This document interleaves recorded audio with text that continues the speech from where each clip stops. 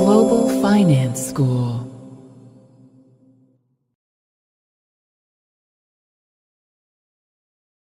Options are very important to investors, especially if they are looking to save money and make money at the same time. It is one of the best ways to ensure that an investor can limit the risks taken, but at the same time have a great chance of yielding 30, 40, or even 50% more money if the stock takes a hit. We are going to listen in on a conversation between a broker and his new client when he tries to explain how options can benefit the client. Good morning, Jeff. I am so glad you could make it.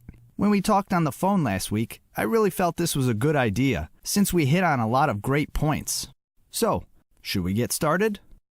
Absolutely. I would really like to know more about options, though.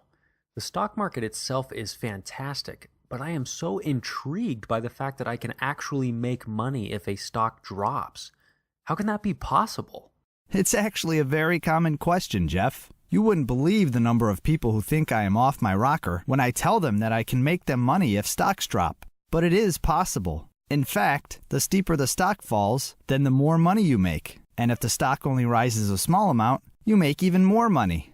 Weird, isn't it? It is. Why isn't everybody doing this? It's because not everyone knows about it, and some people do not think it is possible. This is the best option, no pun intended, for people who know very little about the stock market. All they really need to be aware of is how well or poorly a stock is doing. Then they can make their decision based on that.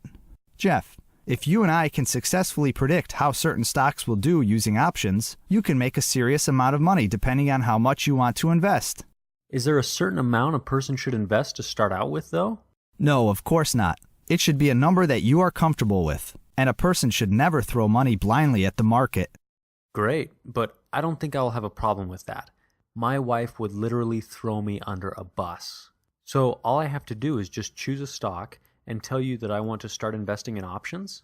Actually, Jeff, it is a little more complicated than that. You see, there are two kinds of options. A put option, which is an option for selling, and a call option, which is an option for buying. However, it is very important to remember that the person who owns the stocks is under no obligation to sell or buy the stocks. That's pretty easy to remember. But it has to be more complicated than that, right?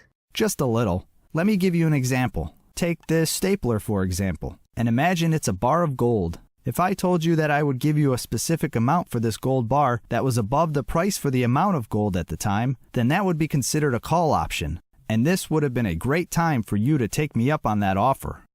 Don't let me stop you. Seriously, though, can you trade options like you do regular stocks? Of course you can. There are a number of exchanges around the globe that trade options. Be advised, though, that options have expiration dates, so you must decide on what you are going to do with your options by that expiration date. So that is the main gist of it all? You got it. Sign me up.